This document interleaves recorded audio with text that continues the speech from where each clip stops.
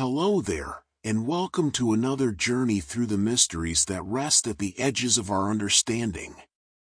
Tonight, we're traveling to a place where the waters between India and Sri Lanka hold secrets that have puzzled scientists, captivated believers, and sparked debates that echo across centuries. This is the story of Adam's Bridge, known to millions as Ram Setu, a formation that refuses to fit neatly into the categories we've created for understanding our world. Picture, if you will, a chain of limestone shoals stretching across shallow tropical waters. From space, it appears as a delicate thread connecting two lands, a pale line beneath turquoise waves. Up close, it's a maze of sandbanks and rocky outcrops, some breaking the surface, others lurking just beneath.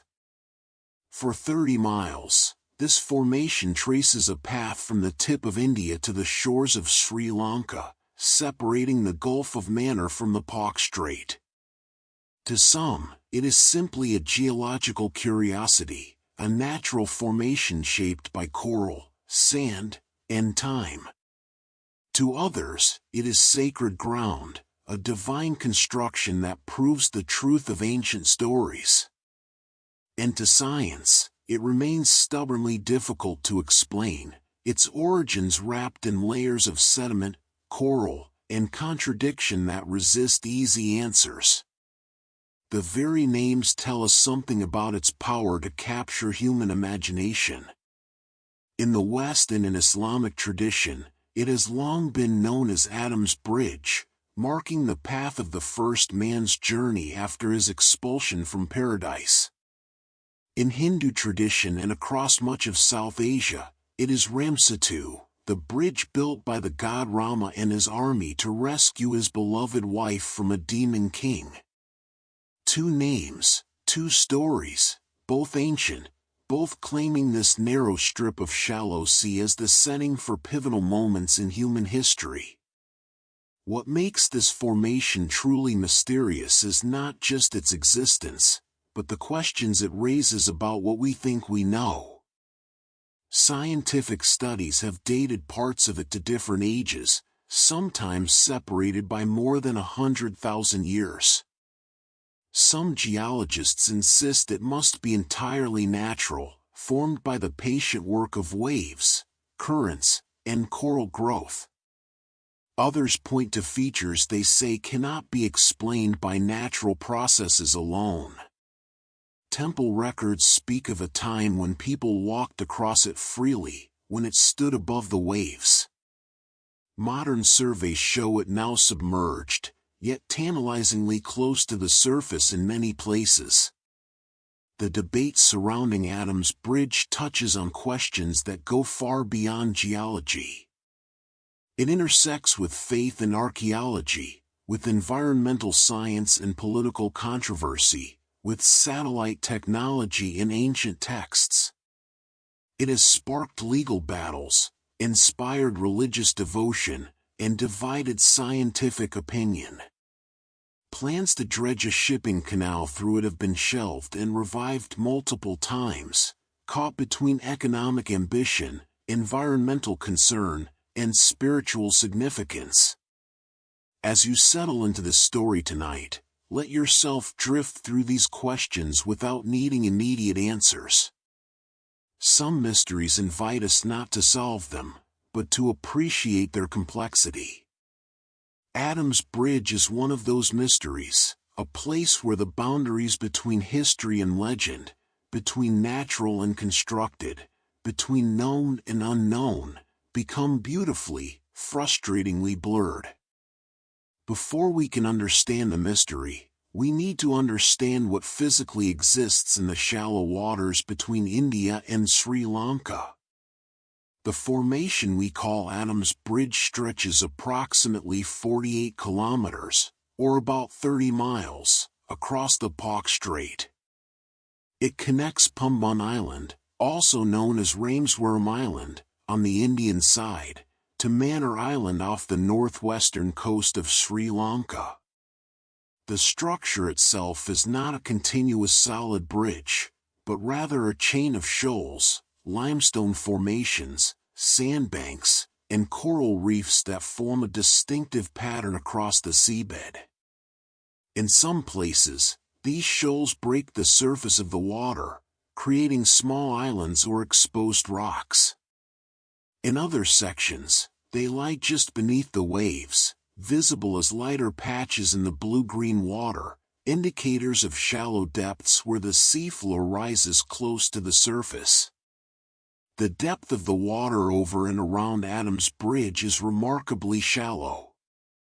In many places, it measures less than 1 meter, or about 3 feet.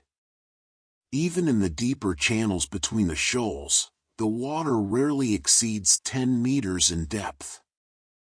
This shallowness is precisely what makes the region both fascinating and problematic. It's shallow enough that in certain conditions and locations, one could theoretically wade across parts of it, yet deep enough in crucial spots to prevent easy navigation by larger vessels. The composition of the formation tells its own complex story.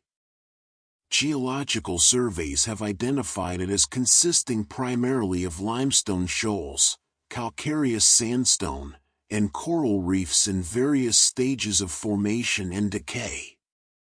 The limestone has a distinctive character, described by early surveyors as hard at the surface but growing coarser and softer as it descends into the sandy banks below. This layered structure has become central to the debates about the formation's origin. Coral plays a significant role in the structure of Adams Bridge. Marine biologists have documented that the region contains coral reefs at various life stages, from living, actively growing formations to ancient, fossilized remnants that have weathered into limestone. Some of these corals date back thousands of years, while others are relatively recent. The Space Applications Center of the Indian Space Research Organization has identified over 100 small patch reefs as components of the broader formation. The surface structure consists of a series of parallel ledges. These ledges run roughly in the same direction as the overall bridge, creating a pattern that has intrigued observers for centuries. Some have pointed to this alignment as evidence of deliberate construction, arguing that natural processes would create more random patterns. Others counter that such alignments can emerge from geological forces, particularly from the interaction of currents, tides, and sediment deposition over long periods. Beneath the visible surface layers lies another mystery, the sediment structure below. Drilling surveys conducted at various points along the bridge have found layers of sand extending down 7 to 9 meters in some locations. Below this sand, surveyors encountered either Holocene conglomerate or the calcareous sandstone formed by marine organisms. At some drilling sites, the base included coral reefs in all stages of decay, from living forms to nearly structureless limestone. Other borings found traces of a third stratum, a tessellated platform of coral and sand before reaching the consolidated compact formation below. This unusual layering has sparked particular controversy. Former Geological Survey of India Director S. Badrinarayanan has argued that the presence of loose sand layers beneath coral formations is highly unusual, even impossible, for natural formations. Normally, he points out, corals form above rock substrates, not over loose sand. The sand should have been washed away by currents before coral could establish. This observation has led some to speculate that the rocks or coral pieces were deliberately placed, with sand subsequently filling in around them. The islands and shoals that make up the chain have individual characters. Some are merely ripples in the seafloor, barely distinguishable from the surrounding shallow waters. Others are substantial enough to support vegetation, though none are large enough for permanent human habitation.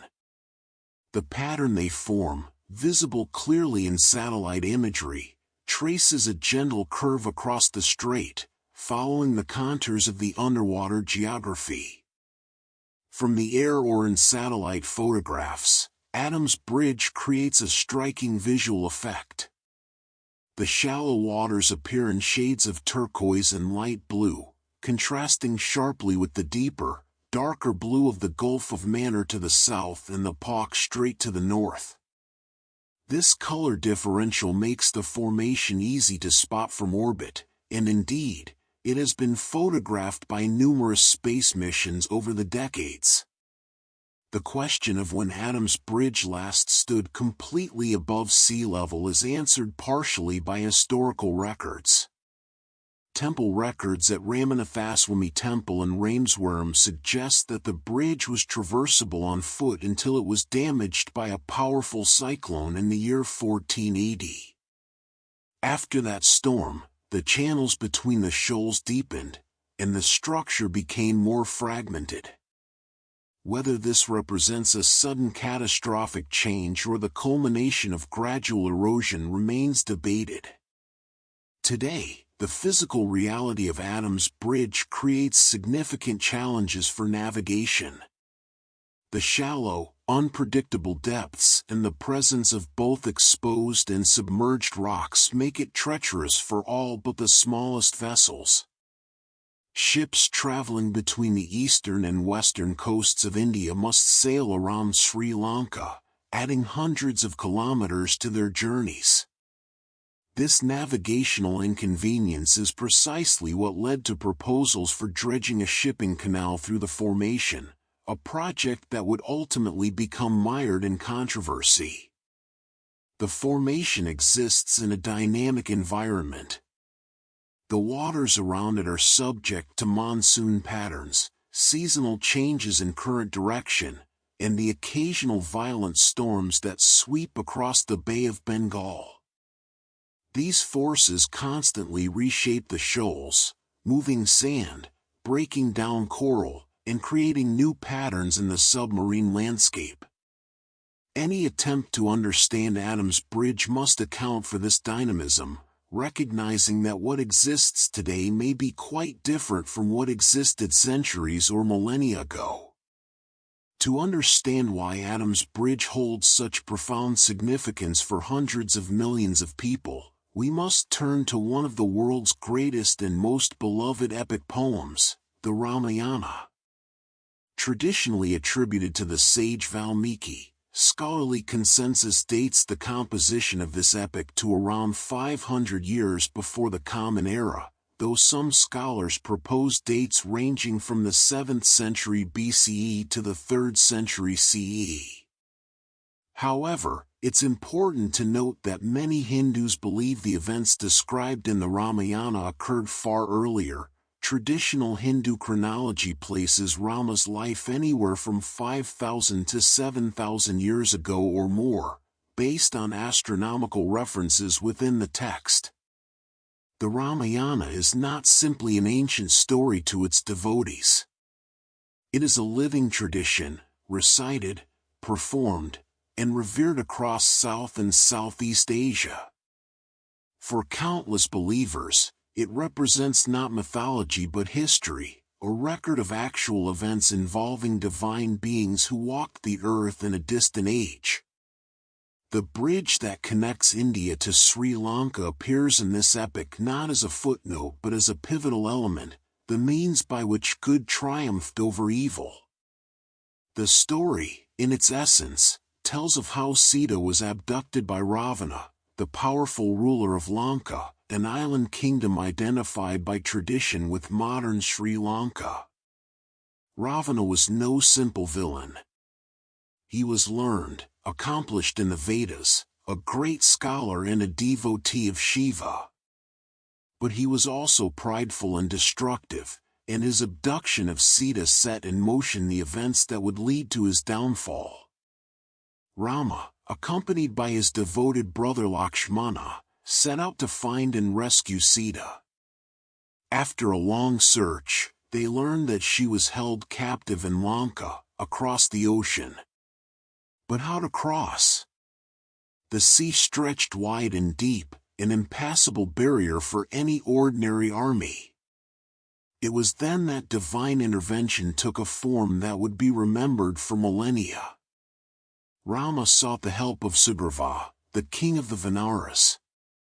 The Vanaras are described in the Ramayana as a race of forest dwellers, often translated as monkeys or apes, though some scholars suggest they may have been tribal peoples with totemic animal associations.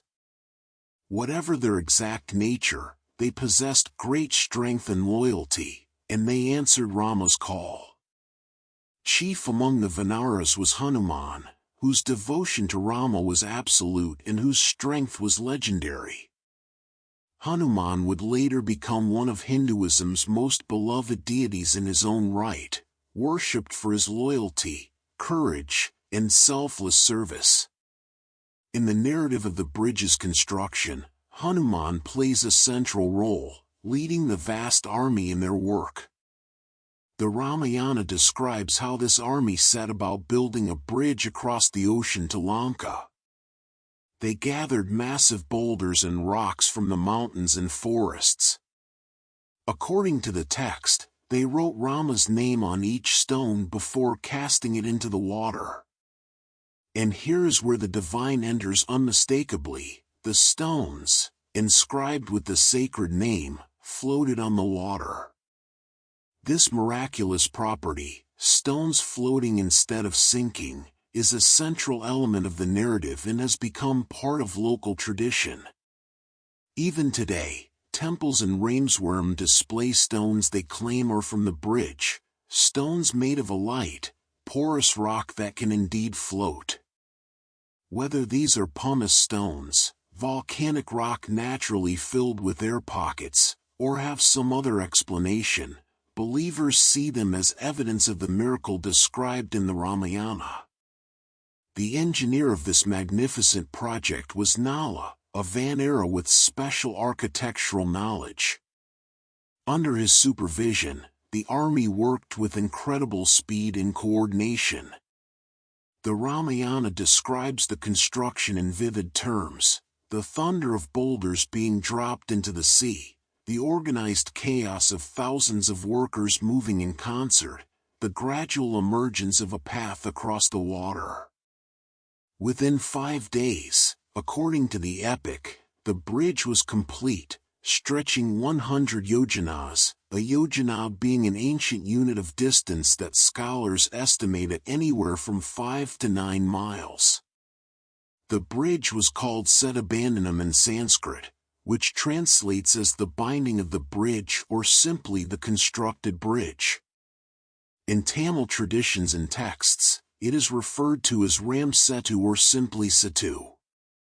These names have persisted through the centuries, used commonly today by millions who see this structure not as a geological formation but as proof of their sacred history. Once the bridge was completed, Rama's army crossed to Lanka. The subsequent battle between Rama and Ravana forms one of the great climaxes of world literature. Ravana, despite his power and learning, was ultimately defeated. Sita was rescued and her virtue proven. The victory of Dharma, of righteous conduct, over adharma, over destructive pride and evil action, was complete. But the story of the bridge does not end with the victory. According to some versions of the Ramayana, particularly those preserved in later texts and regional variations, Rama was asked by Vibhishana, Ravana's brother who had sided with Rama, to destroy the bridge after the battle. Vibhishana feared that the bridge would make Lanka too accessible, too vulnerable to future invasions. Rama, using his divine bow, broke the bridge at one point. The place where he did this is traditionally identified with Dhanushkodi, the name meaning the end of the bow, located at the southeastern tip of Pumban Island. The religious significance of this narrative cannot be overstated. Millions of Hindus believe that Ram Setu is not a natural formation but exactly what the Ramayana describes, a bridge built by divine beings for a sacred purpose. Pilgrimages to Rameswaram, one of Hinduism's most important temple towns, often include visits to see the bridge, or what remains of it. The Ramanathaswamy temple keeps records and traditions associated with the bridge, maintaining an unbroken connection to the ancient narrative. The story is not confined to India. Versions of the Ramayana exist across Southeast Asia, in Indonesia, Thailand, Cambodia, Laos, Myanmar, and elsewhere. Each culture has adapted the epic to its own context, but the core narrative, including the construction of the bridge, remains remarkably consistent. This geographic spread of the story demonstrates its power as a cultural and religious touchstone. For believers, the physical existence of a formation and precisely the location described in the Ramayana is not coincidence. It is confirmation. The fact that ancient texts place a bridge between India and Sri Lanka, and that such a structure exists in exactly that spot, seems to them proof that the Ramayana records actual events. The scientific debates about how the formation arose are, from this perspective, beside the point. The bridge was built by Rama, and that truth is more important than any geological explanation. Modern Hindu nationalism has embraced Ram Setu as a powerful symbol. The structure has become entangled with questions of Indian identity, cultural pride, and religious politics. When proposals emerged to dredge through the formation for a shipping canal, religious and nationalist groups mobilized massive opposition, arguing that such an act would be sacrilege, destroying evidence of India's divine history. This political dimension has complicated scientific discussion, as any statement about the bridge's origins can be interpreted as taking a position on religious and national identity. Yet the story itself, regardless of one's interpretation of its historical truth, remains powerful. It speaks to themes that resonate across cultures: loyalty and devotion, the triumph of good over evil, the lengths to which one will go for love. The bridge in the story is more than a physical structure. It represents the possibility of overcoming impossible obstacles through faith, effort, and divine grace. Whether one believes it was actually built by Rama's army or formed by natural processes, its symbolic power endures. The formation we're exploring has another ancient name and another sacred story attached to it, one that comes from Islamic tradition and that shaped how the structure was known in the medieval world and beyond. To Muslims, particularly in the centuries following the early expansion of Islam, this chain of shoals was Adam's bridge, marking the path of humanity's first father. The story begins, as it does in Jewish and Christian tradition as well, with Adam and Eve in paradise. Created by God and placed in the garden, they lived in bliss until, tempted by Satan, they disobeyed divine command and ate from the forbidden tree. As punishment for this transgression, they were expelled from paradise and sent down to earth, separated from each other, to begin the long, difficult journey of human existence. According to Islamic tradition, Adam did not land just anywhere on earth. He descended onto a mountain in Ceylon, the island we now know as Sri Lanka. This peak, rising over 7,000 feet above sea level, is known as Adam's Peak or Sri Pada in Sinhalese. At its summit is a large footprint-like impression in the rock, which various traditions attribute to different figures, Adam, Buddha, or Shiva, depending on the religious perspective of the observer. The Islamic narrative holds that Adam, after landing on this peak, stood there in repentance for his sin. Some versions say he stood on one foot for 1,000 years, doing penance for his disobedience. From this lonely summit, separated from Eve, who tradition says landed in Jeddah in Arabia, Adam longed to reunite with his wife and to begin the life they were meant to live on earth. To reach the mainland from the island, Adam needed a path. This is where the chain of shoals enters the story. The bridge was, according to this tradition, the route Adam took to cross from Ceylon to the Indian subcontinent. Whether it was created for him by divine mercy, or whether he found it already there as part of the geography of the newly accessible earth, the tradition is less specific. What matters is that it bore him safely across the waters to begin humanity's story. The earliest written references to this tradition in Islamic sources date to the medieval period. Ibn Khordadbeh, a 9th-century Persian geographer and bureaucrat, mentioned the formation in his work Kitab al-Masalik wa al-Mamalik, or the Book of Roads and Kingdoms, written around 870. He referred to it as Set Ban High, which can be translated as Bridge of the Sea. This terminology suggests he was aware of local names for the formation, possibly derived from Sanskrit sources, but he associated it with the Adam narrative known in Islamic tradition. The actual term Adam's Bridge seems to have come into wider use around the time of al-Biruni, the renowned Persian scholar who lived from 973 to approximately 1048.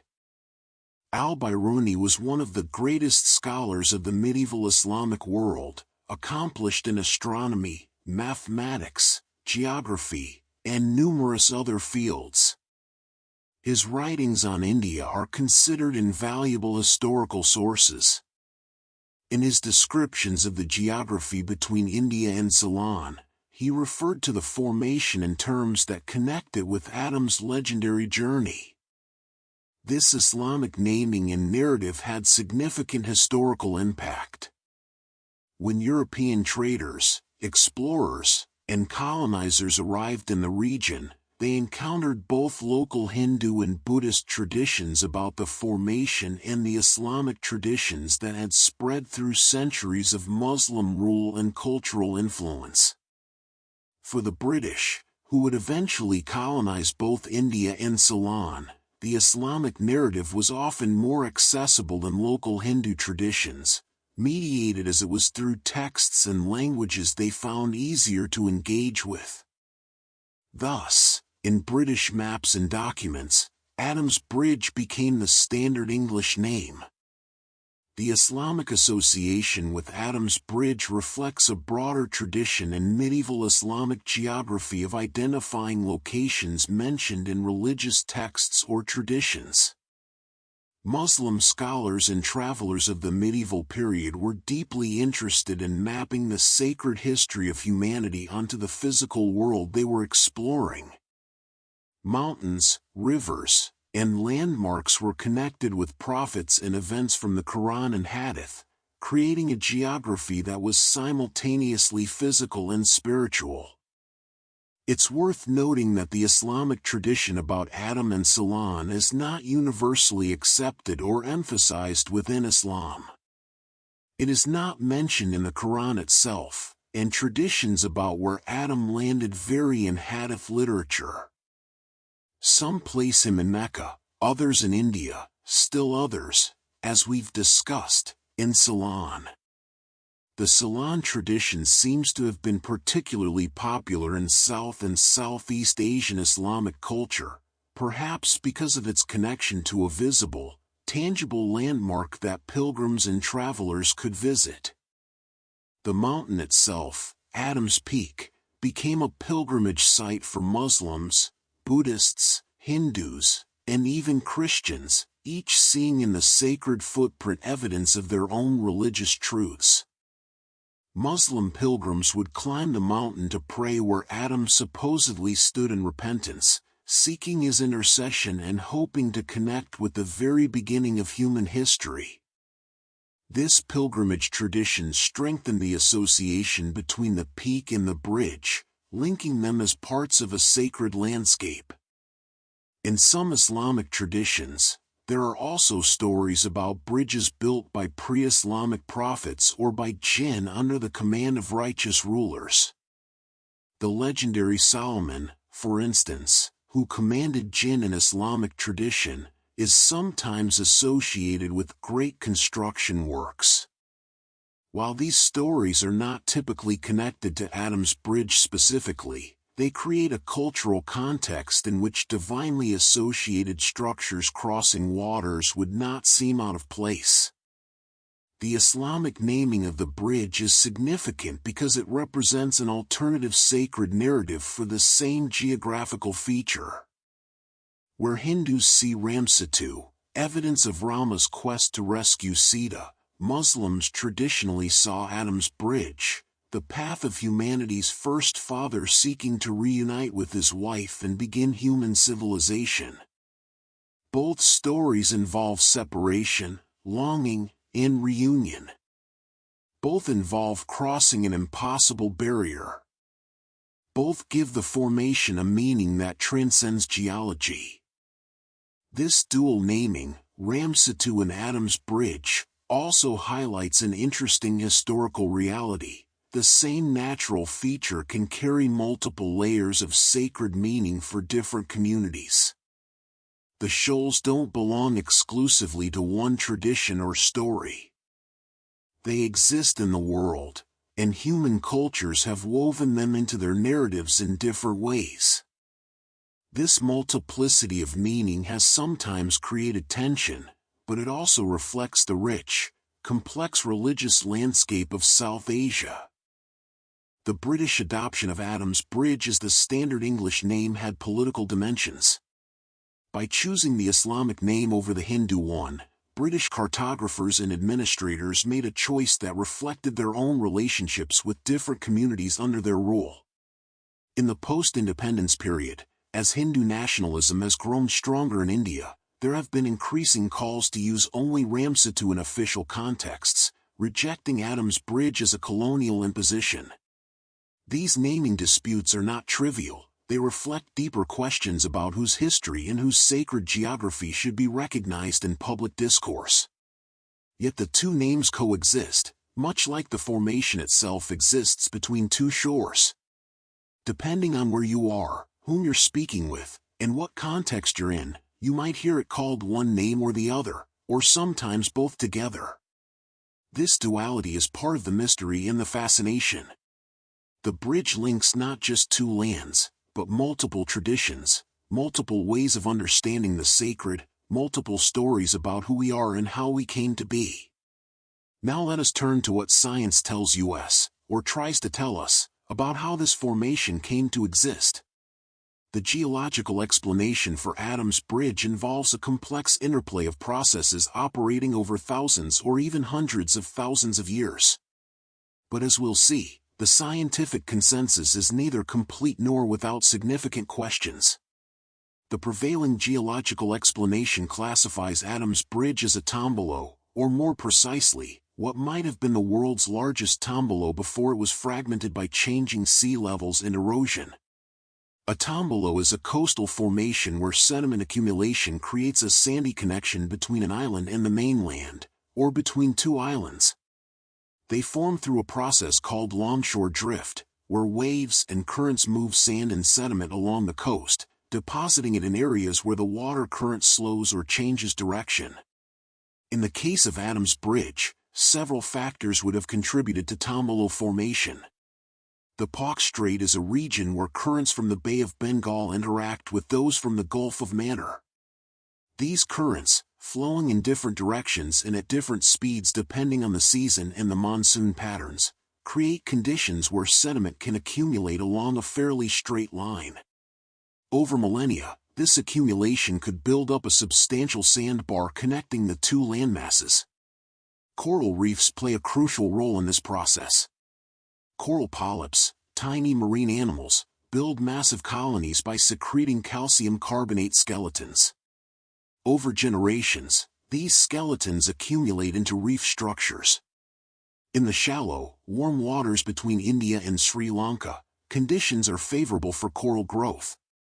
As coral reefs grew along the line where sediment was accumulating, they would have trapped additional sand and debris, stabilizing the formation and building it up further above the seafloor. The geological history of the region is complex and involves significant changes in sea level over the past several 100,000 years. During the last glacial maximum, roughly 20,000 years ago, global sea levels were as much as 120 meters lower than they are today. At that time, what is now the shallow Palk Strait would have been completely exposed as dry land. A solid land bridge would have connected India and Sri Lanka, allowing easy migration of animals and humans between the two regions. As the ice sheets melted and sea levels rose during the Holocene period, beginning around 11,700 years ago, this land bridge would have been submerged. The process wasn't uniform or unidirectional. Sea levels rose and fell multiple times in response to climatic variations.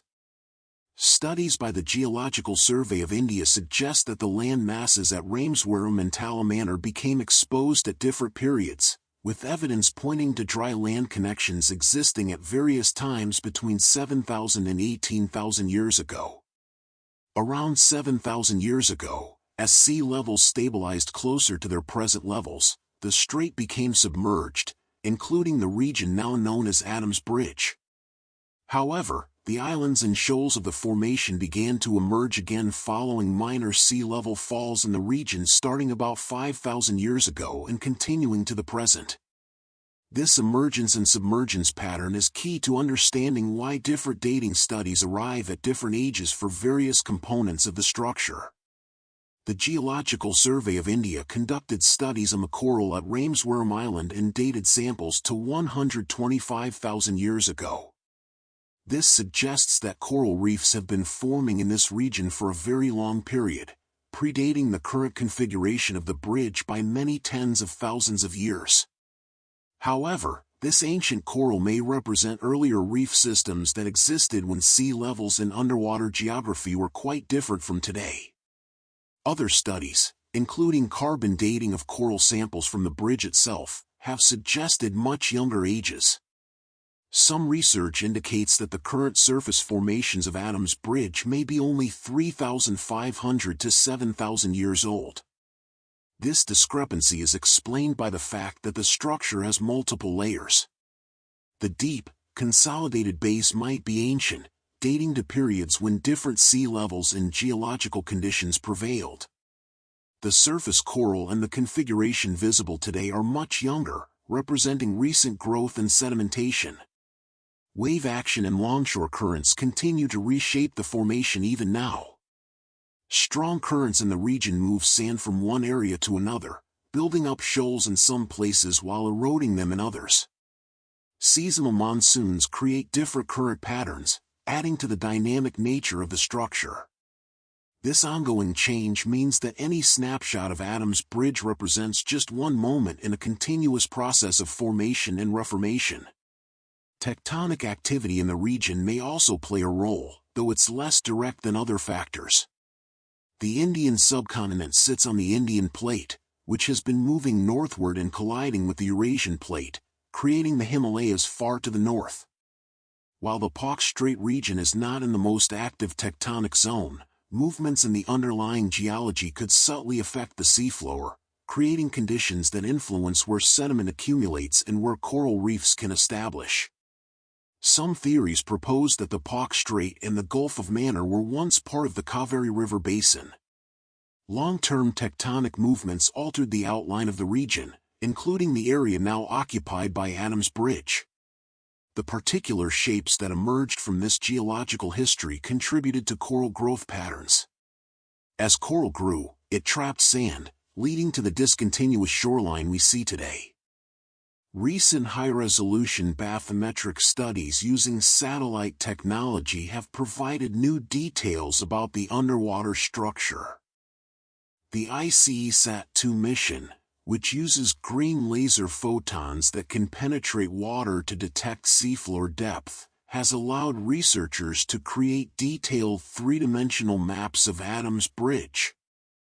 These studies reveal asymmetrical slopes on either side of the formation and a complex pattern of sand deposits on its crest and sides.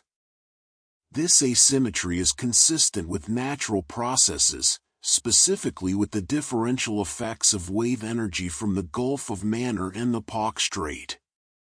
The scientific consensus, based on all available geological and oceanographic evidence, is that Adam's Bridge is a natural formation created by the accumulation of sand, limestone, and coral over long periods through well-understood geological processes.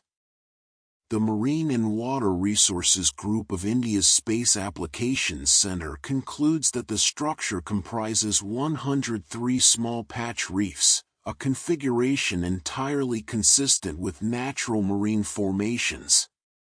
However, it's important to acknowledge that the consensus is not unanimous, and not all the details are fully understood. The lack of comprehensive field studies is often cited as a limitation. Many of the surveys conducted so far have been focused on specific questions: the feasibility of dredging for navigation, the age of certain coral samples, rather than on developing a complete understanding of the formation's origin and structure. Vertical drilling at a few points provides only limited information about what lies beneath the entire length of the structure. The geological explanation is also complicated by the formation's relative youth in its current configuration. Unlike ancient mountain ranges or rock formations that have remained stable for millions of years, Adam's Bridge is in a state of active change, operating on timescales that are geologically rapid. This means there is less time for distinctive features to develop that would definitively indicate natural versus human-influenced formation. From a purely geological perspective, there's nothing about Adam's Bridge that requires supernatural or human intervention to explain. Similar formations exist elsewhere in the world, created by the same processes of sediment transport, coral growth, and sea level change.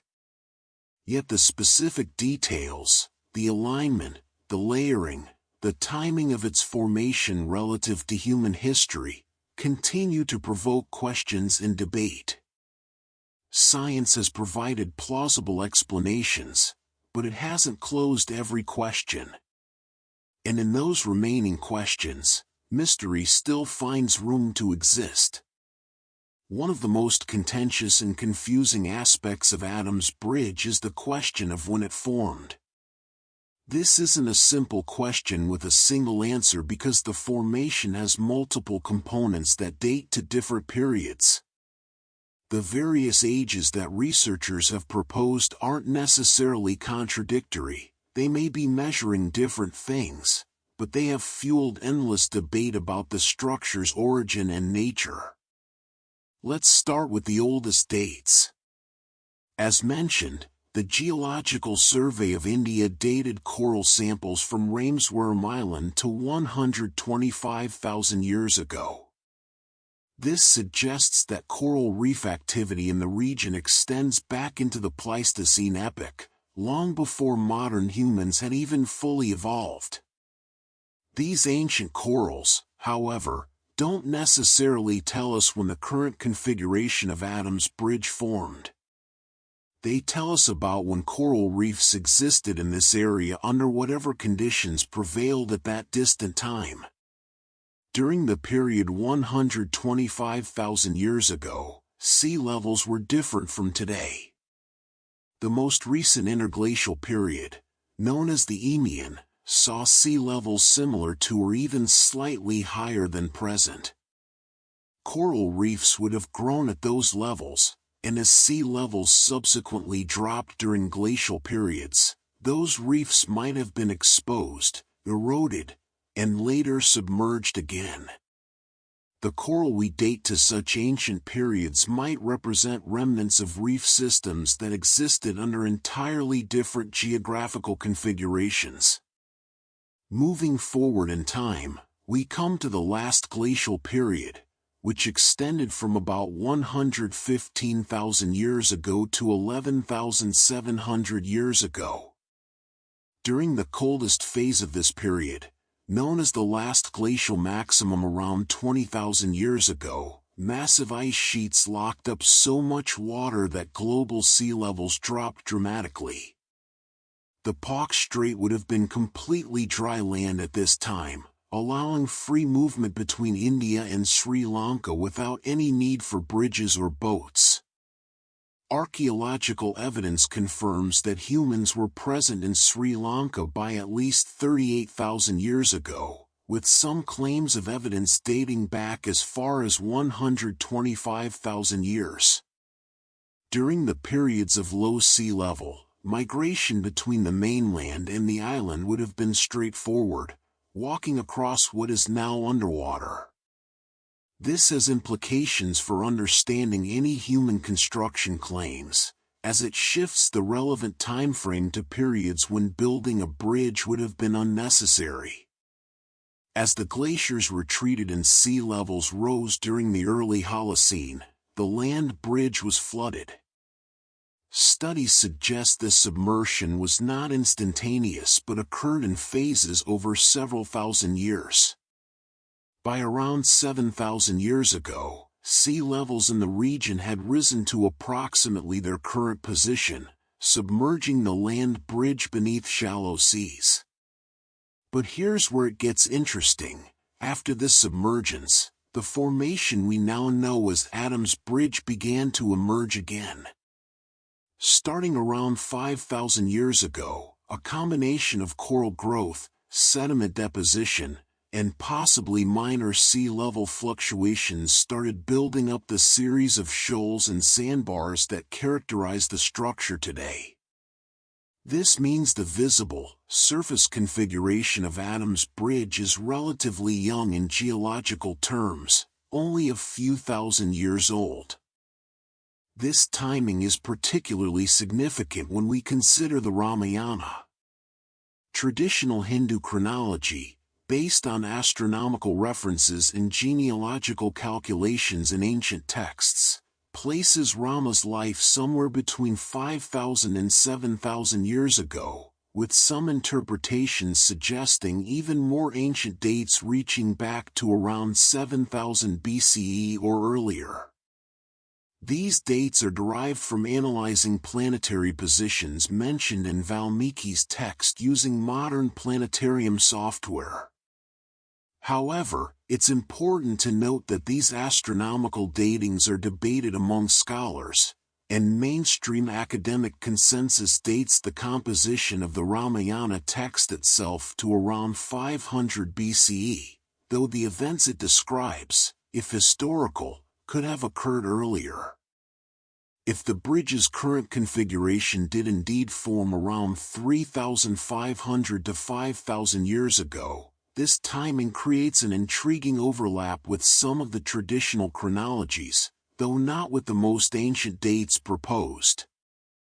This correlation has been cited by those who see the geological evidence as supporting the Ramayana narrative, while skeptics point out that the correlation may be coincidental and that the bridge's age could fit multiple interpretive frameworks. Carbon dating studies on coral samples taken from the bridge have produced ages ranging from approximately 3,500 to 7,000 years before present. Dr. Badrinarayanan, the former director of the Geological Survey of India, has pointed to this dating as significant, arguing that it aligns with traditional accounts of the bridge's construction. However, other scientists note that coral dating tells us only when those particular coral polyps were alive, not necessarily when the overall structure formed or whether it was constructed versus naturally accumulated. The challenge in dating Adam's Bridge lies in determining what exactly we're trying to date. Are we dating the oldest rocks in the formation? The coral that's growing on top of those rocks? The sand that fills the spaces between? The configuration of shoals as they exist now? Each of these elements has its own history and potentially its own age. Sediment core samples reveal complex layering. In some locations, drilling has found unconsolidated marine sand extending down 7 to 9 meters before reaching consolidated material.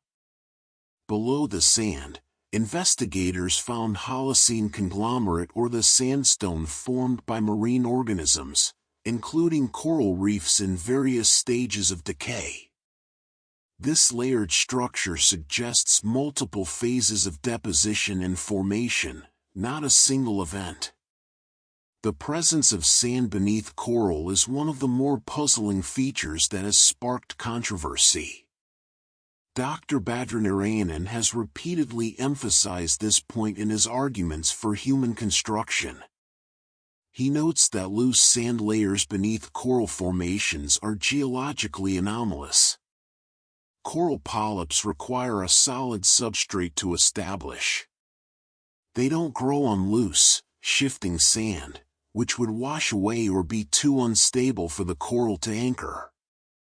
Therefore, he argues, if coral sits atop loose sand, something else must explain the arrangement, perhaps deliberate placement of coral boulders or rocks with sand subsequently filling in around them.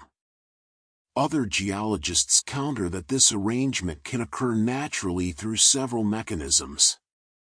For instance, coral may grow on a rock substrate, and then as the coral dies and breaks apart, sand can accumulate around and beneath the coral fragments through wave action and current deposition.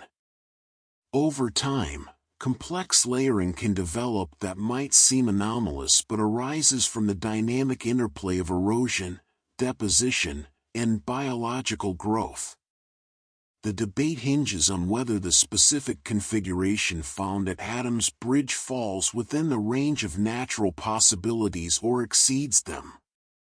Temperature records from ice cores and ocean sediment provide context for understanding when conditions would have favored coral growth.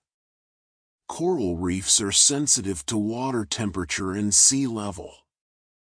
They thrive in warm, shallow waters with adequate sunlight. As climate has fluctuated over the past 10,000 years, there would have been periods more or less favorable for coral establishment. The coral we see today represents the most recent phase of growth, but earlier coral formations may lie buried beneath sediment or eroded away entirely. Radiometric dating methods themselves have limitations and uncertainties.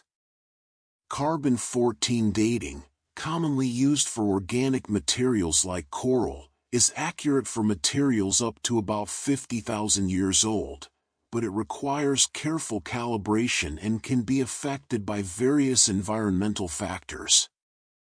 Contamination from older or younger carbon sources can skew results. The reservoir effect, where marine organisms incorporate older carbon from deep ocean waters, can make marine samples appear older than they actually are. Researchers must account for these factors when interpreting dates, and different studies using different methodologies or different samples can produce varying results. The question of the bridge's age intersects with the question of when it was last fully above water and walkable. Historical records, particularly those maintained at Ramanathaswamy Temple, indicate that the bridge was traversable on foot until a cyclone in 1480 caused significant damage. This suggests that as recently as 500 years ago, the formation was substantially more continuous and less submerged than it is today. If accurate, this would represent a dramatic change over a relatively short period, driven by a combination of storm damage, erosion, and possibly local sea level variations.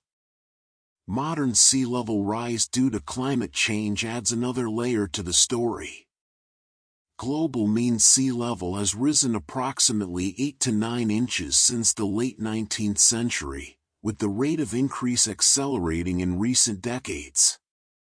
This ongoing rise gradually submerges more of Adam's bridge, making it less likely that any part will break the surface in the future. What was once allegedly walkable 500 years ago becomes progressively more submerged with each passing decade. There's also the question of what we mean by the bridge when we talk about dating it.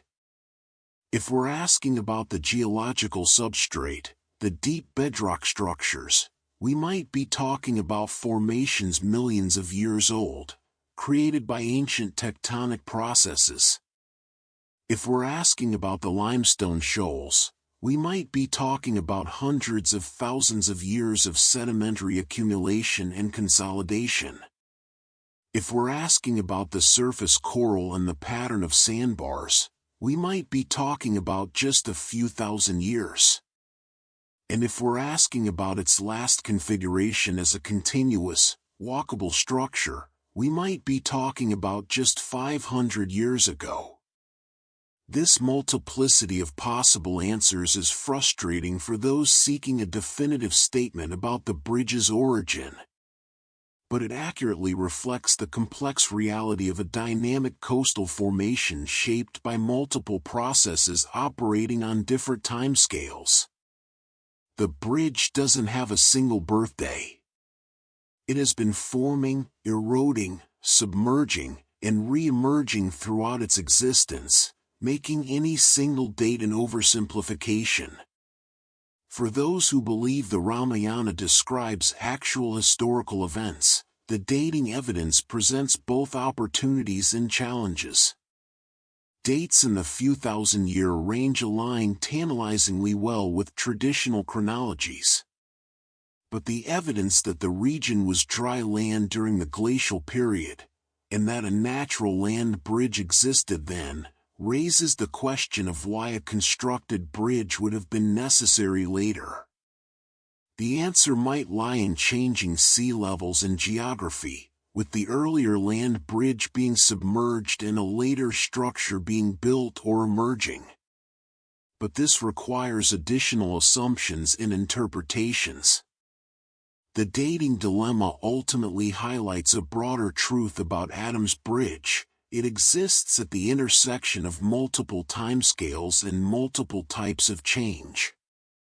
Geological time, measured in hundreds of thousands or millions of years. Ecological time, measured in the growth cycles of coral reefs over thousands of years. Historical time, measured in the centuries and millennia of human civilization. And mythological time, the sacred time of the epics, which operates according to different rules entirely.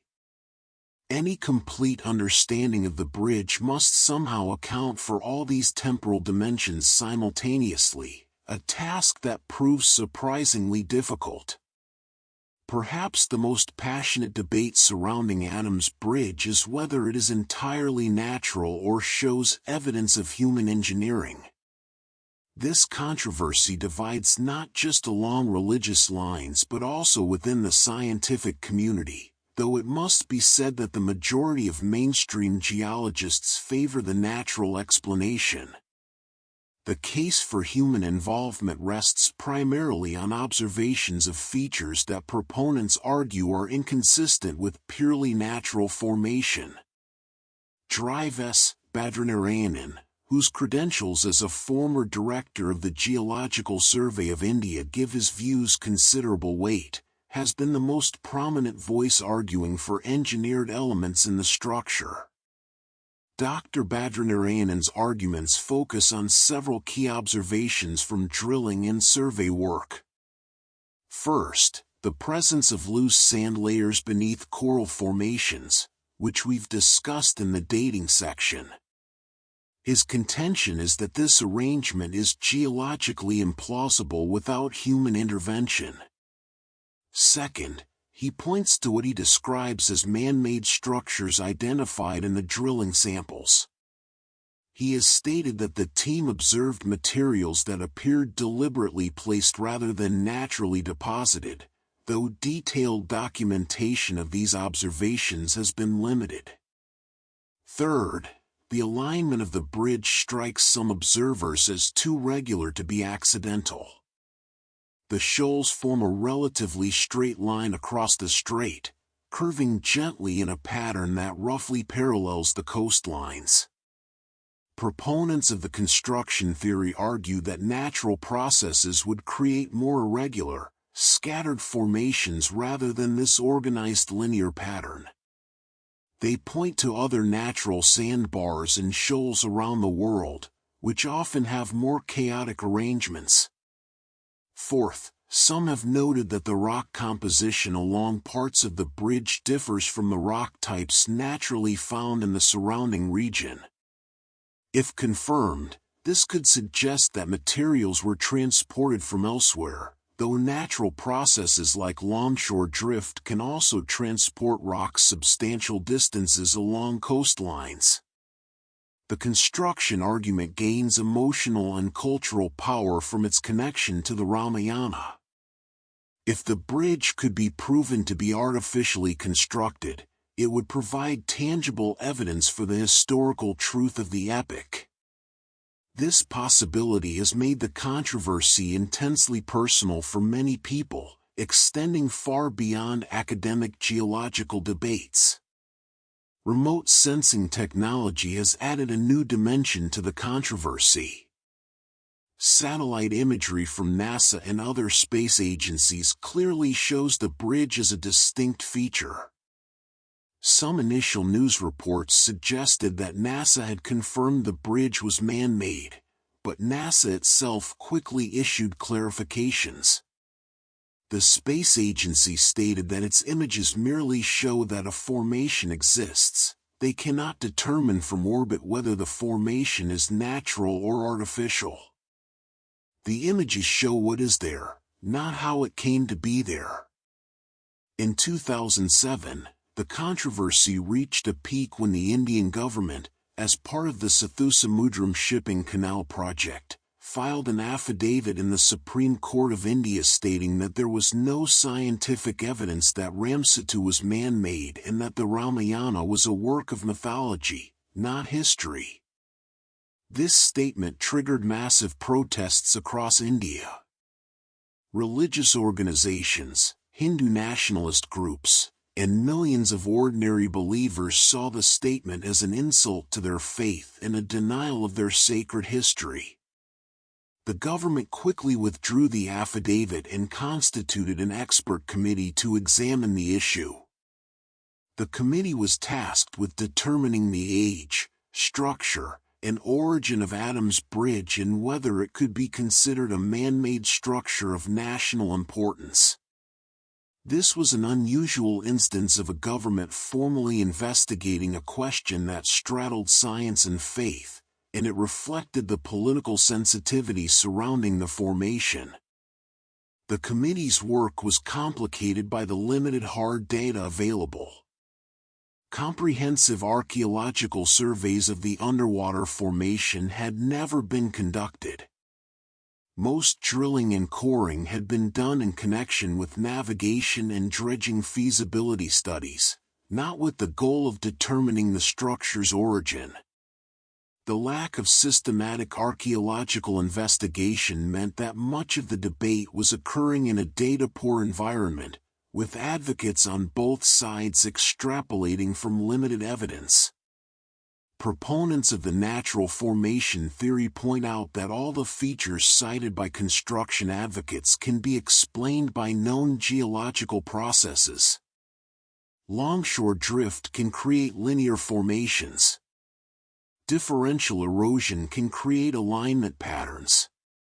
The complex interaction of currents, tides, and sediment loads can produce structures that appear designed but arise from natural dynamics.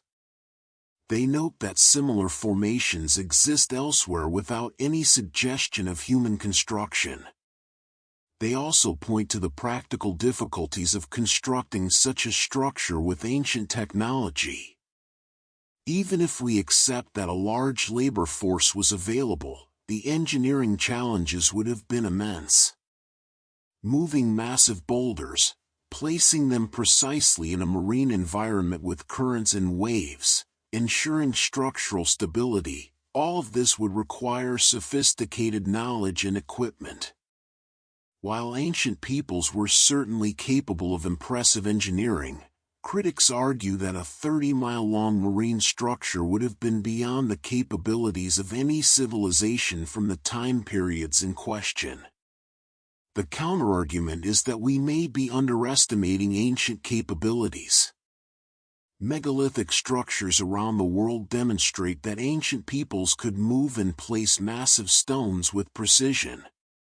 If the construction occurred during a period of lower sea level, when much of the work area was dry land or very shallow water, the task becomes more feasible, though still monumental. There's also the question of what would count as man-made. If ancient people enhanced or modified a natural formation, perhaps by adding stones in certain places to create a more continuous pathway, or by stabilizing natural shoals, would that make it man-made or natural?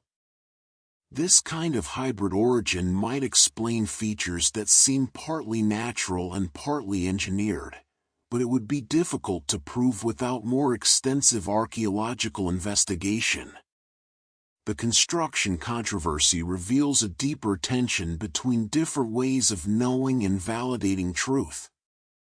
For the scientific method, truth emerges from empirical observation, repeatable measurement, and theories that make testable predictions. For religious faith, truth can be revealed through sacred texts, tradition, and direct spiritual experience. When these two approaches reach different conclusions about the same physical reality, as in the case of Adam's bridge, there's no easy way to resolve the conflict. Some religious believers argue that science's inability to definitively rule out human construction leaves room for faith-based interpretations. They point out that science works with probabilities and best available evidence, not absolute certainties. If the evidence allows even a small possibility that the bridge was constructed, that possibility is enough to maintain belief in the Ramayana's historicity. Scientists counter that while absolute proof of a negative is impossible, one can never prove that something didn't happen. The burden of proof lies with those making the extraordinary claim. A claim that ancient peoples built a 30-mile bridge across the ocean is extraordinary and requires extraordinary evidence.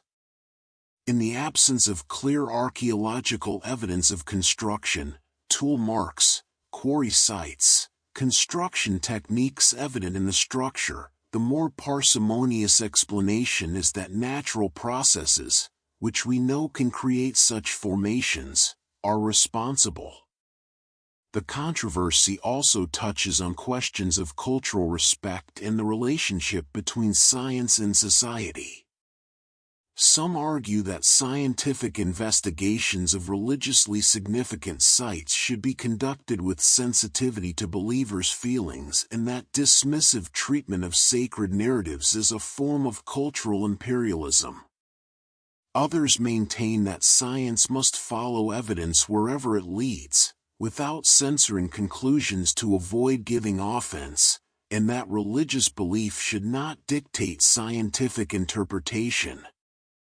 The practical impact of this controversy extends to policy and development. If Adam's bridge is accepted as a natural formation, then arguments for dredging through it for navigation purposes become stronger. If it's considered a sacred constructed monument, preservation becomes a priority. Thus, the scientific question becomes entangled with economic, environmental, and political considerations that have nothing directly to do with the geological evidence. What remains clear is that the construction controversy will not be definitively resolved without more extensive, systematic investigation using multiple methodologies, underwater archaeology, comprehensive sediment analysis, comparative studies with similar formations, historical and textual analysis, and interdisciplinary approaches that can synthesize different kinds of evidence. Such investigations would be expensive and politically sensitive, which may be why they have not yet been undertaken on the necessary scale.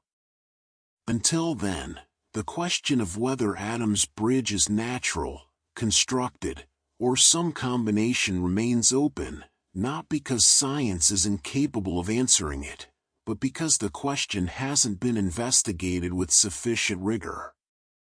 This gap between what we could know and what we do know is itself part of the mystery. Beyond the Ramayana itself, what other evidence do we have of Adam's bridge in historical records and traditional accounts? The written record, while not providing definitive proof of the formation's origin, does offer fascinating glimpses into how people in different times and places understood and interacted with this unusual geographical feature. The earliest references in Sanskrit literature come, of course, from various versions of the Ramayana itself. Valmiki's Sanskrit epic is traditionally dated to sometime between 1000 and 500 BCE. Though these dates are debated and some scholars argue for later composition. Regional versions of the Ramayana in Tamil, Telugu, Malayalam, and other South Asian languages elaborate on the bridge narrative with additional local details. The Kamban Ramavataram, a 12th century Tamil version by the poet Kamban, describes the bridge's construction in particularly vivid detail, emphasizing the devotion and labor of Rama's army. Temple records at Ramanathaswamy Temple and Rameswaram preserve traditions about the bridge that extend back many centuries. The temple itself is mentioned in Tamil Sangam literature dating to the early centuries of the Common Era, establishing that Rameswaram has been a sacred site for at least 2,000 years. Temple inscriptions and palm leaf manuscripts contain references to the bridge and to its status as a pilgrimage destination. These records also preserve the tradition that the bridge was walkable until damaged by the cyclone of 1480. The reliability of temple records as historical sources is debated. They were maintained by religious institutions with vested interests in promoting certain narratives and attracting pilgrims. They may conflate legend with history or preserve local traditions that have no basis in fact. However, temple records have also been shown in other contexts to preserve accurate information about historical events, including natural disasters, and they represent an important source of historical memory in South Asian culture. Buddhist texts from Sri Lanka also mention geographical features in the Palk Strait region, though they don't always clearly describe Adam's bridge specifically. The Mahavamsa, a Pali chronicle of Sri Lankan history compiled in the 6th century CE, discusses the island's early history and its connections to the mainland. While it doesn't explicitly describe a constructed bridge, it does indicate awareness of the strait's unusual geography and the ease of travel between the island and India in ancient times. Arab and Persian geographers of the medieval period, as we've discussed, knew of the formation and associated it with Adam's journey. Ibn Khordadbeh's 9th century mention is followed by references in other Islamic geographical works. These texts reflect the knowledge of traders and travelers who used the sea routes around India and Ceylon, and they demonstrate that the formation was well known enough to merit mention in geographical compendia. European sources begin to mention Adam's bridge following the arrival of Portuguese traders in the 15th and 16th centuries. Portuguese maps and sailing directions note the shoals and the difficulty they posed for navigation. Early European accounts often mixed local information received from Indian and Sinhalese informants with their own observations and assumptions. The name Adam's Bridge appears in European texts during this period, reflecting the influence of Islamic and local Christian traditions. British colonial records from the 18th and 19th centuries include numerous references to the formation, particularly in the context of navigation and trade. The East India Company, which controlled much of India and established a presence in Ceylon, was intensely interested in improving maritime routes. Surveys were conducted to determine whether ships could pass through the Palk Strait, avoiding the longer route around Sri Lanka. These surveys provide some of the earliest scientific documentation of the bridge's structure and depth. One particularly interesting British-era document is a report from 1877 by the Madras government, which discusses the possibility of creating a navigable channel through the strait. The report examines the depth of water, the composition of the shoals, and the challenges that would face any dredging operation. It provides valuable baseline data about the formation's condition in the 19th century, before any modern development or environmental changes. Tamil Sangam literature, dating from roughly the 3rd century BCE to the 3rd century CE, includes references to the region that some scholars interpret as describing Adam's Bridge. The Sangam poems often mention Rameswaram and the crossing to Lanka, though whether they describe a physical bridge or simply the sea crossing is debated. These texts are among the oldest Tamil literature and provide evidence that the region has been geographically and culturally significant for at least 2,000 years. Folk traditions preserved orally in fishing communities along both coasts carry stories about the bridge. Fishermen have long known the shoals as hazards to navigation, and their traditional knowledge includes information about which areas are safe to traverse during different seasons and tide conditions. This local knowledge, passed down through generations, constitutes a form of historical record, though one that is difficult to verify or date precisely. Interestingly, some historical accounts suggest that the bridge or parts of it were above water and traversable within recorded history. The cyclone of 1480 is mentioned repeatedly as a turning point, after which the formation became more submerged and fragmented. If accurate, this would indicate that Adam's Bridge has undergone significant changes even in the past few centuries, complicating efforts to understand its original or ancient configuration. The historical record, taken as a whole, confirms that Adam's Bridge has been known, named, and regarded as significant for at least 2 millennia, and probably much longer.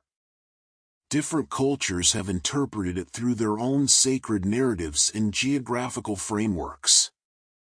But what the historical record cannot definitively tell us is whether the formation is natural, constructed, or some combination thereof. The texts describe what people saw and believed, but they don't provide the kind of physical evidence that would settle modern scientific debates. In the age of satellite technology and space-based Earth observation, Adam's Bridge gained new visibility and sparked new debates about what could be learned from viewing it from orbit. Satellite images of the formation are striking and have been widely circulated, particularly in contexts arguing for its significance or artificial origin. But what do these images actually show, and what are their limitations? NASA satellites, along with those from other space agencies, have photographed Adam's Bridge numerous times. The most famous images show the formation as a pale line of shoals and sandbars curving across the blue waters of the Palk Strait. The shallow water over the formation appears lighter in color, turquoise or pale blue, contrasting with the deeper, darker waters of the Gulf of Mannar to the south and the Palk Bay to the north. This color differential makes the bridge easily identifiable from space. These images were sometimes misrepresented in news reports and social media posts as NASA confirming that Adams Bridge was man-made. In reality, NASA made no such claim. The space agency issued statements clarifying that satellite images can show that a formation exists and reveal its shape and approximate composition based on spectral characteristics, but they cannot determine from orbit whether something is natural or artificial. The images show what is there, not how it came to be. More advanced satellite instruments can provide additional information. Synthetic aperture radar, which can penetrate cloud cover and reveal surface textures, has been used to study the region. Multispectral imaging, which captures data across different wavelengths of light, can distinguish between different types of surface materials, sand, rock, coral, vegetation, based on their reflective properties. Recent missions using laser altimetry have added three-dimensional information. The ICESat-2 satellite, launched in 2018, uses green laser photons that can penetrate water to measure seafloor depth with high precision. Studies using ICESat-2 data have created detailed bathymetric maps of Adams Bridge, revealing the underwater topography in unprecedented detail. These bathymetric studies show that Adams Bridge has an asymmetrical cross-section. The slopes on either side of the shoals are different, with one side typically steeper than the other. This asymmetry is consistent with formations shaped by differential wave energy from the two bodies of water on either side. If the formation were artificially constructed, one might expect more symmetrical slopes, though this is not definitive. The satellite data also reveals the complexity of the formation's surface. Rather than a smooth, uniform structure, Adams Bridge consists of numerous individual shoals with varying heights, shapes, and compositions. Some areas are sandy, others rocky, still others coralline. This heterogeneity is visible in high-resolution imagery and is generally what one would expect from a natural formation shaped by multiple processes over long time periods. However, proponents of the construction theory point to what they see as regularities in the formation. From certain angles and in certain images, the alignment of the shoals appears quite linear, more so than might be expected from random natural processes. Some have noted that the overall curve of the bridge roughly parallels the coastlines of both India and Sri Lanka, which they argue suggests planning rather than chance. Scientists counter that coastlines themselves are shaped by underlying geological structures, and formations that connect them or parallel them are likely responding to the same underlying forces. The alignment is not evidence of construction but of the geological context in which the formation developed. One limitation of satellite imagery is that it shows only the surface or near surface. Even laser altimetry penetrates only a few meters into water under ideal conditions.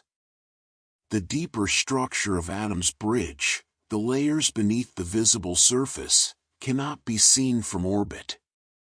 This means satellites cannot directly address questions about whether there are unusual layering patterns, about what lies beneath the sand and coral, or about the presence of materials that might indicate human modification. Thermal imaging satellites can detect temperature differences, and some studies have used this to examine whether Adam's Bridge shows thermal patterns distinct from surrounding waters. Differences in water depth affect temperature, and the shallow waters over the shoals do show up as warmer or cooler depending on the season and time of day. But these patterns are consistent with natural variations in water depth and don't provide evidence one way or another about the formation's origin. Change detection studies, which compare satellite images taken at different times, show that Adam's Bridge is dynamic. Sandbanks shift position. The extent of exposed rock changes with tides and seasons. Storm events can dramatically alter the surface configuration. This dynamism is important for understanding the formation as an active coastal feature rather than a static monument. The broader point about satellite imagery is that while it provides valuable data about Adam's Bridge's current configuration, extent, and surface characteristics, it cannot answer the fundamental questions about origin. No amount of looking at the formation from space will definitively prove whether it is natural or constructed, whether it dates to a few thousand years ago or much longer, or whether its features are geological accidents or evidence of engineering. Satellite technology is a powerful tool, but it has limits. It gives us a view of the world that humans have never had before, comprehensive, repeated, multispectral observations from above. This view has revealed countless geographical features and patterns that were unknown or poorly understood. But it cannot replace direct physical investigation, drilling, dating, archaeological excavation, and the other methods needed to understand a formation's full history. The misunderstandings around NASA images of Adam's Bridge highlight a broader issue with scientific communication. When research or data is released, it is often oversimplified or misinterpreted, especially when it touches on culturally or religiously significant topics. People see what they want to see, and images that merely document existence are transformed into evidence for particular theories. Scientists then must spend time and effort clarifying what their data actually shows and does not show, a process that often receives less attention than the original misinterpretation. As we step back from the details of geology, history, and controversy, a question emerges: why does Adam's Bridge resist simple answers? We have scientific tools that can date rocks, map seafloors, track ocean currents, and model geological processes. We have historical records, religious texts, and local traditions. We have satellite imagery and underwater surveys. And yet, definitive answers about this formation's origin and nature remain elusive. Part of the answer lies in the formation's complexity. Adam's Bridge is not a single, simple structure formed in one event. It is a composite feature created by multiple processes operating over different timescales. Tectonic movements shaped the underlying geography over millions of years. Sea level changes submerged and exposed the region repeatedly over hundreds of thousands of years. Coral growth, sediment transport, storm events, and ongoing erosion have all contributed to the formation we see today. This layered history means that any investigation finds evidence from multiple periods. Ancient coral doesn't prove the current configuration is ancient. Recent sediment doesn't prove older structures aren't buried beneath. The formation has been building, eroding, submerging, and re-emerging throughout its existence. Asking when was it formed assumes a single formation event, which may not be accurate. Another challenge is the lack of comprehensive, systematic investigation. Despite all the debate and controversy, Adam's Bridge has never been the subject of a thorough, interdisciplinary scientific study designed specifically to understand its origin. The surveys and drilling that have been done were typically in service of other goals, assessing navigation hazards, evaluating dredging feasibility, or measuring coral age for ecological studies. No one has undertaken the kind of extensive archaeological investigation that would be standard for a claimed human construction of this significance. Such an investigation would be expensive and politically sensitive. It would require permissions from multiple government agencies, coordination between Indian and Sri Lankan authorities since the formation straddles territorial waters, and navigation of the religious and cultural sensitivities surrounding any work that might be seen as desecrating a sacred site. These practical obstacles have prevented the kind of research that might answer definitively whether any human modification is present. The intersection of science and faith presents its own challenges. For purely scientific questions, how old is this rock? What process formed this coral reef? There are established methodologies and standards of evidence. But Adam's Bridge is not purely a scientific question for millions of people. It is proof of sacred history, evidence of divine action, a physical link to stories that define cultural and religious identity. When science reaches conclusions that conflict with faith-based understandings, there is no neutral ground for resolving the conflict. Science operates according to empirical evidence and parsimony, preferring simpler explanations that don't require invoking unprovable forces. Faith operates according to revelation, tradition, and personal spiritual experience. These are fundamentally different ways of knowing, and neither can simply overrule the other in a pluralistic society. The broader mystery of Adam's Bridge is perhaps not so much about the formation itself as about human meaning-making. We encounter something in the world, a line of shoals in the sea, and we weave it into our stories. We make it significant. We attach it to our origins, our gods, our histories. And once these meanings are attached, the physical thing becomes inseparable from the stories. This isn't unique to Adam's Bridge. Sacred mountains, holy rivers, sites of miracles and visions, all around the world, geography becomes theology. The physical world and the world of meaning intertwine. Science can study the physical aspect, but it cannot address questions of meaning except to note that meaning is being made and attached. Adam's Bridge also reminds us that nature and culture are not as separate as we sometimes imagine. Even if the formation is entirely natural, its significance is entirely cultural. The geological processes that created it have no intention, no meaning, no story. We provide all of that. We decide what matters, what deserves protection, what should be studied or modified or preserved. In this sense, every debate about Adam's Bridge is really a debate about who we are and what we value. Should economic development take precedence over environmental protection? Should religious sentiments influence infrastructure decisions? How do we honor ancient traditions while embracing modern scientific understanding? Should evidence always trump belief, or are there domains where belief has its own validity?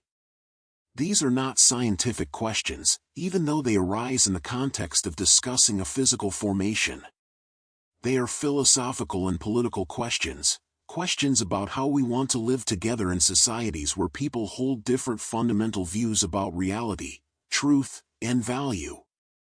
The mystery of Adam's Bridge, in its deepest sense, is the mystery of human existence in a material world that we constantly interpret, reinterpret, and imbue with significance beyond its mere physical presence. The shoals will continue to exist whether we call them Ram Setu or Adam's Bridge, whether we dredge through them or protect them, whether we see them as natural or divine. But what they mean to us, and what we choose to do about them, reveals who we are. Despite everything we've discussed, significant questions about Adam's Bridge remain genuinely unanswered. Not unanswered because science refuses to look, or because faith prevents investigation, but unanswered because the evidence available so far does not provide conclusive resolution. Let's examine what we truly don't know and why these questions prove so difficult. First, we don't know with certainty the full structure of the formation beneath the visible surface. Core samples have been taken at a few locations, but a comprehensive survey mapping the entire subsurface structure has not been completed. We don't know whether there are consistent patterns in the layering, whether unusual materials exist at depth, or whether the base of the formation shows evidence of modification. Without this information, arguments about geological anomalies remain speculative on both sides. Second, we don't fully understand the precise sequence and timing of formation events. We know that sea levels have changed dramatically over the past 150,000 years, and that the current configuration of Adam's Bridge is relatively recent. But the exact chronology, when specific shoals emerged, when coral colonies established, when particular sediment layers accumulated, remains unclear. This chronological uncertainty makes it difficult to connect the formation's history to human history, including to the traditional time frame of the Ramayana. Third, we don't know whether any human modification has occurred, either in ancient times or more recently. The formation's location between two historically significant regions makes it plausible that ancient peoples interacted with it in some way. They might have added stones to create or improve crossing points. They might have removed obstacles or stabilized paths. Such modifications, if they occurred and if evidence of them remains, would be difficult to detect without dedicated archaeological investigation. The absence of detected evidence is not proof that no modification occurred, it might only reflect the lack of looking. Fourth, we don't fully understand why certain features of the formation appear as they do. The reported presence of loose sand beneath coral in some locations, for instance, remains puzzling to some geologists while being explained away by others. The degree of alignment in the shoals, the specific composition at different points, the relationship between the formation and the surrounding seafloor, all of these have competing explanations, none proven definitively. Fifth, we don't know how Adam's Bridge would have appeared at different times in the past. Sea level reconstructions can tell us roughly when the region would have been dry land versus submerged, but they cannot tell us exactly what the land surface looked like when exposed, or how quickly it eroded when first submerged, or what structures might have existed that left no trace. The absence of evidence from periods when the strait was above water is itself a mystery. If the Ramayana describes real events, why haven't archaeologists found remains of the massive construction effort it describes, camps, tools, quarries, the infrastructure needed for such a project? Sixth, the question of dating remains vexed. Different dating methods applied to different components of the formation yield different results, ranging from thousands to hundreds of thousands of years. While scientists understand that these dates reflect different formation events and layers, the public discourse often treats them as contradictory. A comprehensive dating study that sampled extensively and used multiple methods could potentially resolve some of this confusion, but such a study has not been done. Seventh, we don't know the full ecological history of the region. How have marine ecosystems in the Palk Strait and Gulf of Mannar changed over time? What species lived there in the past? How have patterns of coral growth shifted with changing conditions? This ecological history might provide important context for understanding the physical formation, but comprehensive paleoecological data is lacking. Eighth, the extent and nature of historical human activity in and around Adam's Bridge remains uncertain. We know that maritime trade between India and Sri Lanka is ancient, but we don't know exactly how people navigated the strait at different periods. Did they use the shoals as stepping stones or navigation markers? Did they attempt to maintain or modify paths through them? Historical texts provide scattered references, but a systematic archaeological investigation of ancient navigation practices has not been conducted. Ninth, we don't know how resilient Adam's Bridge is to natural and human-induced changes. With sea levels rising due to climate change, will the formation become progressively more submerged and fragmented? Are current erosion rates accelerating? If dredging were to occur, how would it affect the remaining structure? These questions about the formation's future are as uncertain as questions about its past. 10th, and perhaps most fundamentally, we don't know how to integrate the different types of knowledge and evidence about Adam's Bridge into a coherent understanding. Geological evidence suggests natural processes. Historical and textual evidence describes human construction. Religious tradition asserts divine origin. Satellite imagery shows patterns that different observers interpret differently. How do we weight these different sources? What counts as proof, and for whom? These are epistemological questions, questions about how we know what we know, and they don't have simple answers. The persistence of these unanswered questions frustrates people on all sides of the debate. Scientists wish for more resources to conduct comprehensive studies. Believers wish for their traditions to be taken seriously rather than dismissed. Environmentalists wish the formation could be protected based on its ecological value alone, without getting caught up in religious and nationalistic debates. Engineers and economists wish the practical questions about navigation could be addressed separately from cultural concerns. But perhaps the persistence of mystery is itself meaningful. In an age when we often assume that science can and eventually will answer every question, Adam's Bridge reminds us that some questions remain stubbornly difficult. Not because they are supernatural or beyond investigation, but because they exist at the intersection of so many different domains: geology, archaeology, history, religion, politics, culture, that no single methodology can address them completely. The honest answer to many questions about Adam's Bridge is we don't know. This doesn't mean we can't form reasonable hypotheses based on available evidence.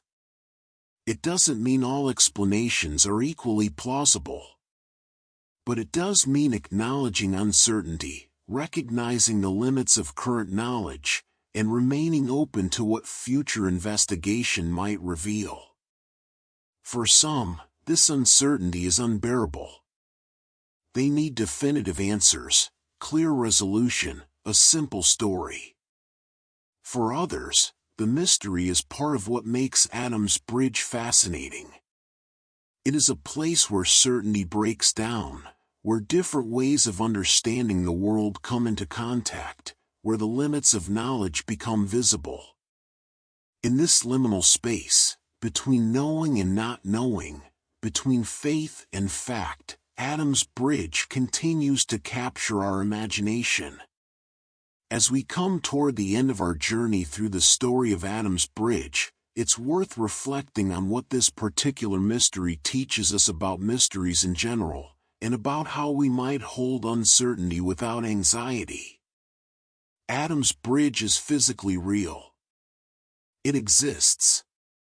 Ships navigate around it. Fishermen work in its waters. Pilgrims visit sites associated with it. Satellites photograph it from orbit. This reality is not in doubt. What is in doubt is the story of its origin, the meaning of its existence, and the implications of that meaning for how we should treat it. This situation, a real thing whose meaning is contested, is actually quite common. Historical sites, natural landmarks, cultural artifacts, even scientific data often exist in this space where the facts are clear but their interpretation is not. We know the pyramids exist. We debate how exactly they were built and what their builders believed. We know DNA exists. We debate what moral and social conclusions follow from genetic science. We know climate is changing. We debate what to do about it. Adam's bridge is a particularly clear example because it touches so directly on questions of faith and identity. For many believers, the bridge is not just evidence of the past but proof that their sacred texts are historically accurate, which in turn validates their entire religious worldview. For others, it is evidence of India's ancient greatness and scientific advancement, predating Western civilizations. For still others, it is a reminder of natural wonders and ecological fragility. None of these meanings are inherent in the shoals themselves. A satellite image cannot detect meaning. A core sample cannot measure significance. These are human additions, human interpretations, human needs for stories that connect physical reality to our spiritual, cultural, and psychological lives. Living with the mystery of Adam's bridge, truly living with it, not just waiting impatiently for science to solve it, means accepting that different people will interpret the same evidence differently based on their starting assumptions and values. It means recognizing that some questions bridge domains where different rules of evidence apply. It means being comfortable with provisional conclusions rather than absolute certainty. This doesn't mean abandoning reason or accepting that all interpretations are equally valid. Scientific evidence and methodology have proven their value in countless domains. Natural explanations should be preferred over supernatural ones when natural explanations adequately account for observations. We should not invoke miracles or conspiracies when ordinary processes suffice. But it also means being humble about what science can and cannot do. Science excels at studying material processes, but it doesn't address questions of meaning, value, or purpose except in limited ways. Science can tell us how old coral is, but not whether that coral is sacred. It can describe erosion patterns, but not whether those patterns should be protected for religious reasons. The mystery of Adam's bridge is not going to be solved in the sense of producing an answer that satisfies everyone. Too much is at stake. Too many different frameworks of understanding are involved.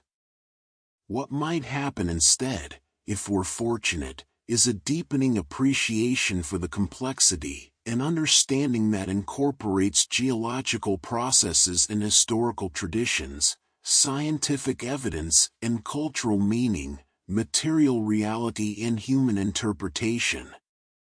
Such an understanding would not claim to have all the answers. It would acknowledge what we know, admit what we don't, and recognize that different people will continue to see Adam's bridge differently based on their deeply held beliefs and values. This is not a failure of knowledge. It is an accurate reflection of how humans make meaning in a complex world. For those drifting towards sleep with these thoughts, there is something peaceful in this recognition. Not everything needs to be resolved. Not every mystery must be solved. Some questions can be held gently, appreciated for their complexity, explored without expectation of definitive answers. The universe is large and strange, and we are small creatures making sense of it as best we can. Adam's bridge will continue to exist long after all current debates about it are forgotten. Waves will wash over its shoals. Tides will rise and fall. Storms will reshape it. Coral will grow and die. The slow geological processes that formed it will continue their work, indifferent to human interpretations. And future generations will likely debate its nature and meaning, bringing their own technologies, their own beliefs, their own contexts to the enduring question of what this formation is and what it means. In accepting this ongoing process of interpretation and reinterpretation, we connect ourselves to a human tradition stretching back millennia and extending forward into unknown futures. We become part of the story, not as those who finally solved the mystery, but as those who wondered, who questioned, who held multiple possibilities in mind, who recognized that understanding sometimes means embracing complexity rather than forcing simplicity. We have traveled far tonight, following a chain of limestone shoals across tropical waters, through ancient epics and medieval texts, through geological surveys and religious devotion, through political controversies and scientific debates. We have seen how a single formation, 30 miles of shallow sea between India and Sri Lanka, can mean so many different things to different people. To geologists, Adam's Bridge is a natural formation created by well-understood processes: coral growth, sediment deposition, sea level change, and coastal dynamics operating over thousands of years. The evidence they see suggests nothing requiring special explanation beyond the patient work of waves, currents, and time. To believers, Ram Setu is divine construction, proof that the events described in the Ramayana actually occurred, evidence that ancient India possessed knowledge and capabilities that modern minds struggle to accept. The formation's existence in exactly the location described in sacred texts is, to them, proof beyond scientific analysis. To environmentalists, it is an irreplaceable ecosystem, a marine habitat of exceptional biodiversity that must be protected from human disruption. The coral reefs, the species they support, the delicate balance of waters and currents, these have value that transcends debates about origin. To economists and engineers, it is a navigation obstacle whose removal would bring commercial benefits, or alternatively, an infrastructure challenge that is more expensive and problematic than advocates acknowledge. To historians and archaeologists, it is a puzzle with insufficient evidence, a formation that might have been modified by ancient peoples, or might be entirely natural, with current data unable to distinguish definitively between these possibilities. To cultural analysts and social scientists, it is a fascinating case study in how physical geography becomes laden with meaning, how beliefs shape interpretation of evidence, and how scientific questions become political ones when they touch on identity and faith. All of these perspectives have some validity. None captures the entirety of what Adam's Bridge is. The formation exists at the intersection of geology and faith, nature and culture, past and present, material reality and human meaning. It refuses to be only one thing. Perhaps this is the deepest lesson of Adam's Bridge, that the world we inhabit is not simply a collection of facts awaiting discovery, but a space of interpretation where physical reality and human consciousness interact. We don't just observe the world, we participate in creating its meaning. And when our meanings differ, when our stories conflict, we face the challenge of living together despite fundamental disagreements about the nature of truth and reality. The questions Adam's Bridge raises will not be answered tonight, or perhaps ever completely. Is it natural or constructed? Thousands of years old or hundreds of thousands? Sacred monument or geological curiosity? Environmental treasure or economic obstacle? The questions Adam's Bridge raises will not be answered tonight, or perhaps ever completely. Is it natural or constructed? thousands of years old or hundreds of thousands? Sacred monument or geological curiosity? Environmental treasure or economic obstacle? The answer depends on whom you ask, what evidence you prioritize, and what you believe about how truth is determined. But in the asking, in the wondering, in the examination of evidence and the consideration of multiple perspectives, something valuable happens. We engage with the limits of our knowledge. We encounter viewpoints different from our own. We practice holding uncertainty, which is perhaps one of the most important skills for navigating a complex world where simple answers are increasingly rare. Think of Adam's bridge not as a problem to be solved but as a question to be appreciated. Its shoals rise from shallow water like an invitation, not to resolution, but to contemplation. What do we value? How do we balance competing goods? When science and faith disagree, how do we proceed? What obligations do we have to past and future generations? How do we honor both material reality and the meanings we attach to it? These are not idle philosophical questions. They have practical consequences for how we manage shared spaces, how we make decisions about environment and development, how we respect diversity in pluralistic societies. Adam's bridge forces us to grapple with them in concrete terms, with real stakes, with millions of people whose lives and beliefs are touched by the outcomes.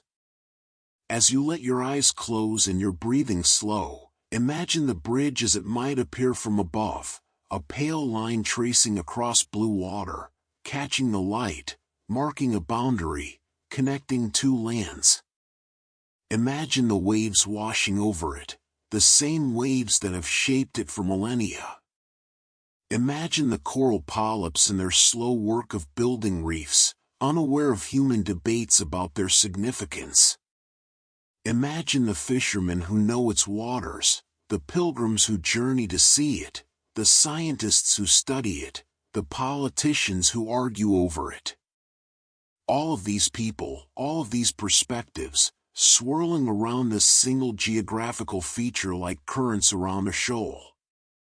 The bridge itself remains, solid and yet fluid, shaped by forces seen and unseen, carrying meanings it did not create but cannot escape. In the end, perhaps the greatest mystery of Adam's bridge is not its origin but its power to fascinate us, to draw us into questions larger than itself, to serve as a meeting place for different ways of knowing and being in the world. It is a bridge not just between India and Sri Lanka, but between past and present, faith and reason, certainty and doubt, the material and the meaningful. As sleep gathers around you like the sea around those limestone shoals, let yourself float on these questions without needing answers. Let the mystery be what it is, a reminder that the world is richer and stranger than any single explanation can capture, that human understanding is always partial and provisional, that wonder and curiosity are as important as knowledge and certainty. The bridge endures, washed by tides that rise and fall according to the moon's distant pull, shaped by currents older than human memory, carrying stories that reach back to the beginning of time or forward to a future we cannot yet see. It exists between the known and unknown, between what can be measured and what must be felt, between the Earth's slow geological patience and humanity's urgent need for meaning. And in that liminal space, in that threshold between certainty and mystery, Adam's bridge invites us to pause, to wonder, to hold complexity without collapsing it into simplicity, to acknowledge that some of the most important things resist easy explanation. This is not a weakness but a strength, a reminder that mystery has its place in human experience, that not every question requires an immediate answer, that sometimes the wondering itself is the point. The formation stretches across the strait tonight as it has for centuries, as it may for centuries more. Above it, stars that have traveled billions of years send their ancient light down to the sea. Below it, the Earth's crust moves in imperceptible shifts, the planet breathing in alive. Around it, human meaning accumulates like sediment, layer upon layer of interpretation, each generation adding its own understanding to the vast collection of stories that cluster around these shallow waters. Tomorrow, the debates will continue. Scientists will propose new theories. Believers will maintain their faith. Politicians will calculate costs and benefits. Environmentalists will monitor ecosystems. Engineers will draft proposals. And the bridge will remain, silent witness to all of it, its actual origins known perhaps only to the stones themselves and to the water that has shaped them. But tonight, there is only the gentle sound of waves, the rhythm of your own breathing, the soft descent into sleep where questions dissolve and understanding comes not through analysis but through surrender. Let the mystery of Adam's bridge carry you into dreams, where the boundaries between natural and constructed, between historical and mythical, between knowing and believing become as fluid as water flowing over ancient stone. Rest now in the knowledge that some mysteries exist to be solved, while others exist to teach us how to live with uncertainty. Adam's bridge, that chain of shoals connecting land to land and linking humanity to its deepest stories, teaches us this wisdom. It stands in shallow water, marking a crossing point not just on maps but in our understanding of what is real, what is true, and what matters. The sea continues its work, and the bridge endures, and you drift now towards sleep, carried by questions that need no answers, held by mysteries that comfort rather than trouble. In the morning, the bridge will still be there, solid and yet fluid, known and yet unknown, connecting and dividing, ancient and present, exactly as it should be. Good night.